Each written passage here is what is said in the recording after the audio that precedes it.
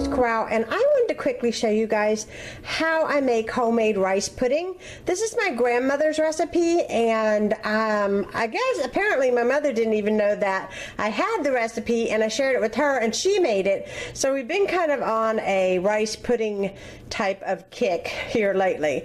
But I just wanted to quickly go over the ingredients. I have 5 cups of milk, and I'm going to put in about a teaspoon.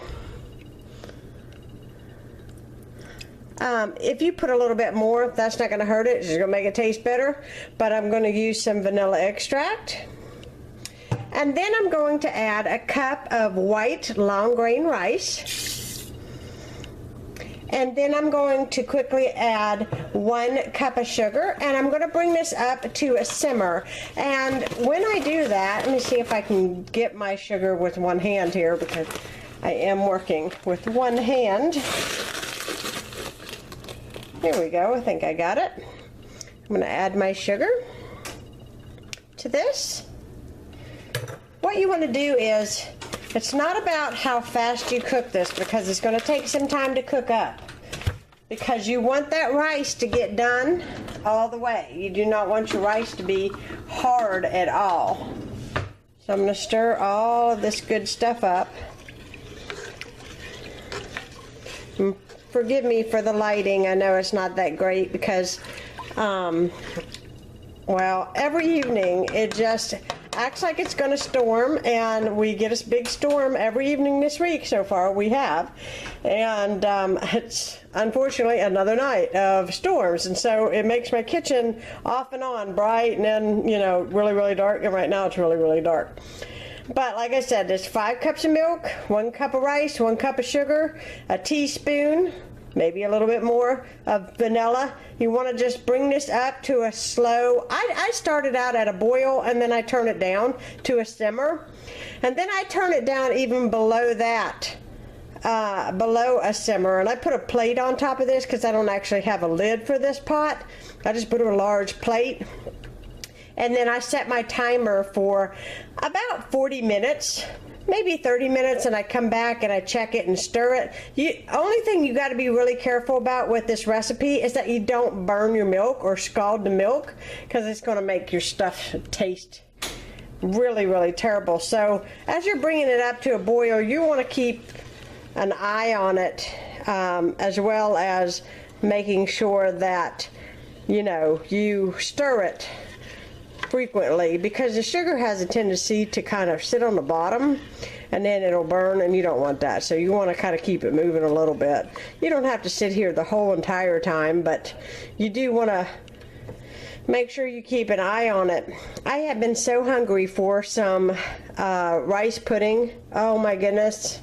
So hungry. So I'm going to bring this up to a boil, and like I said, I'm going to turn it down even below a simmer, and then I'm going to set my timer for about 30 minutes. So I'll come back and check in with you guys in about 30 minutes, and we'll see what it looks like. Okay, I'm going to try very hard not to steam up my camera. I have exactly 2 minutes left on the clock, but I just want to quickly, I don't think the camera's really going to show it, but can you see how this starts thickening up? That's what you want. Now at this point, you know, it's going to thick up on its own, but the thing is, you got to make sure that your heat isn't too high, because if it is, it's going to scorch, it's going to burn, and it's not going to taste good. Now at this point of coming in here and checking on this, I added a tablespoon of this cinnamon from Costco. Absolutely love that cinnamon. The taste of it is so far greater than any cinnamon that I have ever purchased. Now this is starting to thick up very nicely. Now at this point, what I do, and you can see I've got 1 more minute up there, I just turn the heat off.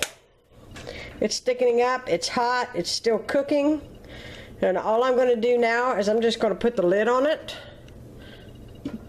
And I'm just going to let this cool down, because when I eat it, I want it to be warm, but I don't want it to be scalding hot. And I want it to be thick like pudding. So I'm just going to leave it sit here. And I don't know, depending on, you know, temperatures are totally different on different stoves. So I'm going to say I'm going to probably set my timer for another 15 minutes and just leave it and then come back. So my recipe that my grandmother wrote out for me, it actually does say 45 minutes. Total cooking time, so that's about right. 30 minutes to simmer, and then 15 minutes that I just leave it. And so that's kind of how it works out, about 45 minutes. Because you want to make sure that rice is completely done and soft, because you don't want, like, you know, hard rice in a pudding. It'd be kind of gross. So, but if you guys don't like cinnamon, you don't have to add that, but I think it adds a lot of really nice flavor to the rice pudding, and I absolutely love the way that it tastes. And I know I used to go to my grandma's house, and she used to give me a big bowl of this. I mean, it was funny because my mom said she didn't even know my grandmother made rice pudding, and I said, well, it's funny because, see, I go stay with Grandma Friday and Saturday nights usually. She lived in town, and you know, it would be all gone by the time my mom came back, so surely she didn't know that she made rice pudding because I ate it all. It's that good. She didn't get any. All right, I got 7 seconds, 6 seconds, and then I'm gonna, as soon as that timer goes off, I'm gonna set it for another 15 minutes. There it goes. I'm gonna set this for another 15 minutes and let it go, and I'll come back and I'll probably be ready to bowl this up and show you what it looks like. Okay. Hopefully the lighting isn't too bad, but I just want to show you. I just came back. You see how thick this is now? That is pudding, guys. You put this in the refrigerator, it's going to be perfect tea. And I'm steaming up my I'm steaming up my camera. So what I'm going to do now is I'm just going to put it in a container.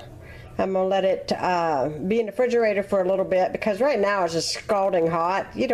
I personally don't like mine scalding hot. Now, you do have the option, when you do serve this up, you can put it in a bowl and put a little bit of cinnamon on the top. You can add raisins at this point. You can mix some raisins in there and let that cool with it in the refrigerator. And because it is warm, those raisins will plump up and be really delicious in this.